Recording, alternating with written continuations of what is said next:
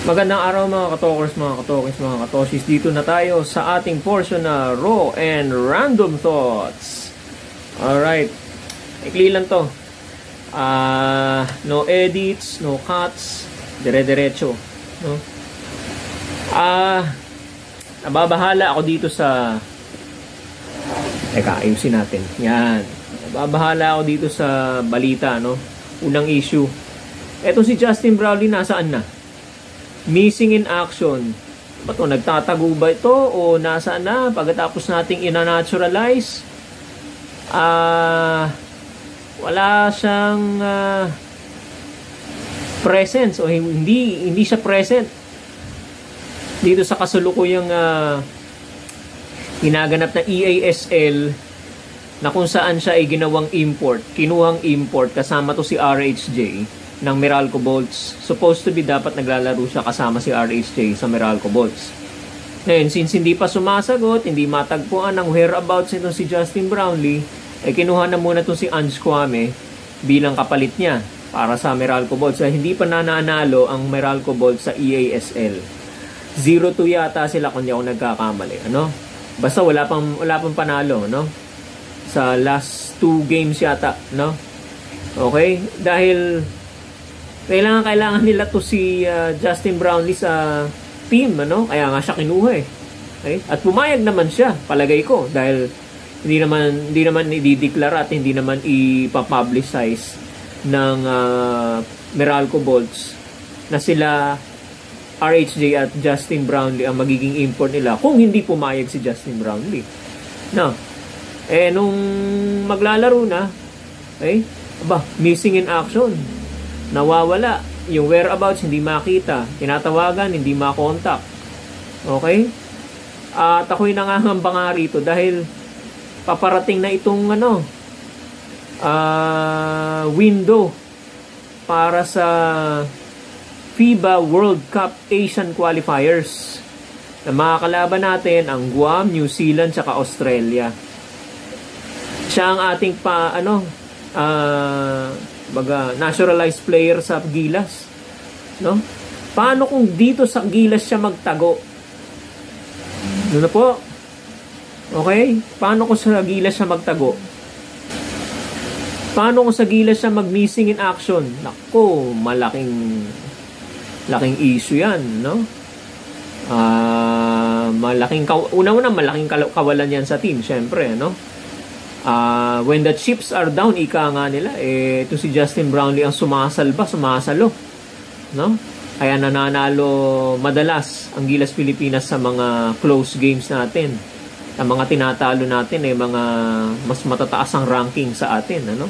May mga ganung pagkakataon, no?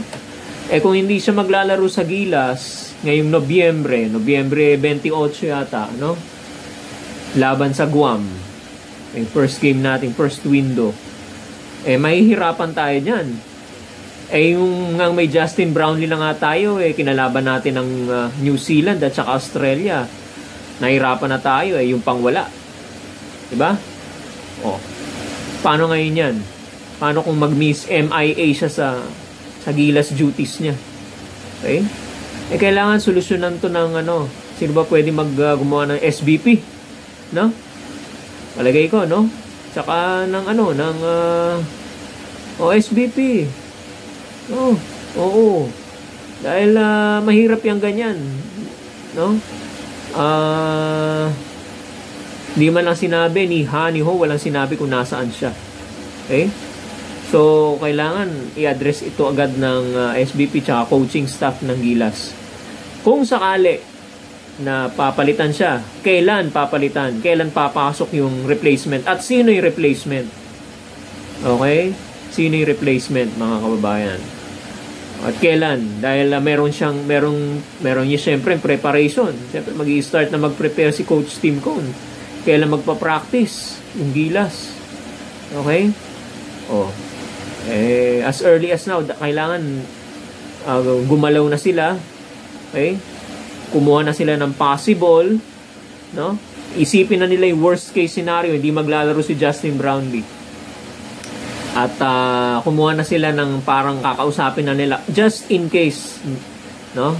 na hindi lumitaw itong si Justin Brownlee at dumating na sa punto o sa deadline ng malapit na or before mag practice sessions itong Gilas for the first window ng FIBA World Cup Asian Qualifiers.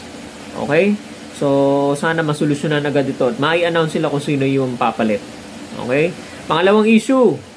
Okay? Teka, bago tayo magpangalawang issue. Kayo, mga kababayan, sa tingin nyo, anong nangyari kay Justin Brownlee? Ilagay nyo doon sa comment section, mga kababayan. Second issue. Pangalawang issue natin, meron na kayang papantay sa nakamit or na achieve netong si Venancio Paras o Benji Paras. Okay, kung matatandaan natin, si Benji Paras pa lang ang sa PBA history ang nakakuha ng 2 awards, no, sa isang taon, no? Rookie of the Year at the same time Most Valuable Player. Okay, merong nilulutang na pangalan, no, ngayong taong ito, ngayong season na to, na makakakuha rin daw, no, ng Rookie/MVP award, no, sa isang taon. At yan ang tinitingnan nila ngayon dyan, ang inoobserbahan ngayon nila dyan ay itong si Juan Gomez de Liano.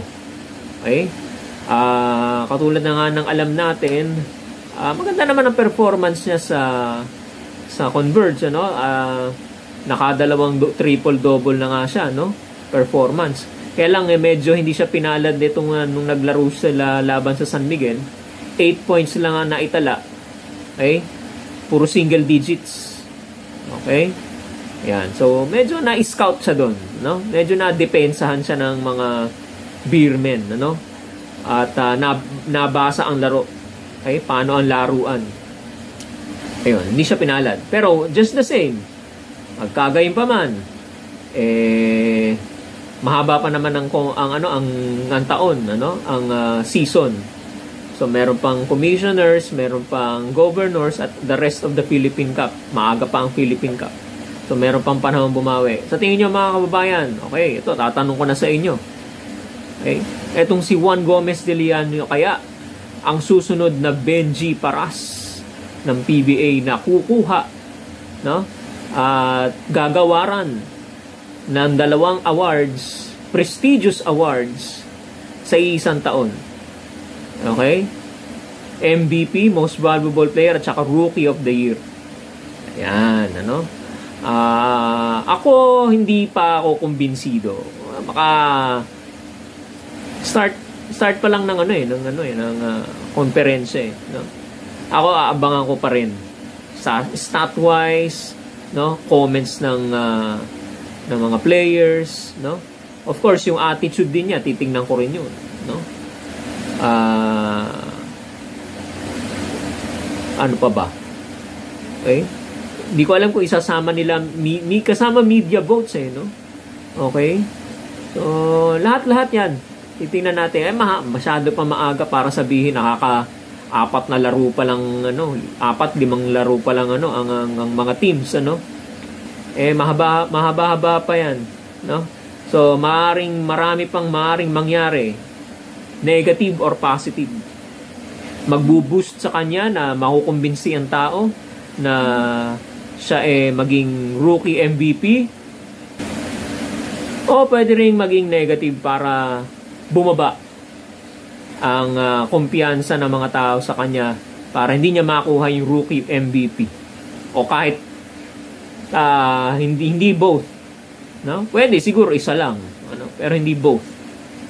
Okay? So ako, obserbahan ko muna, masyado pa maaga. Pero nilulutang na nila, maaaring maging candidate itong si Juan Gomez de Liano bilang rookie MVP sa season 50 ng PBA. Kasi naman, hindi mo rin matatawaran ng credentials ito. Naglaro na to sa international competition, no? At ang sanayan niya, dinala niya rito sa Philippine Basketball. Hindi mo masisisi na talagang magaling siya maglaro. Okay?